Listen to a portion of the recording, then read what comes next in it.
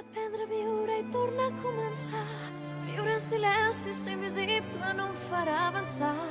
Després miro l'altra gent, veig que em miren diferent i vull canviar. És l'hora, m'he de despertar.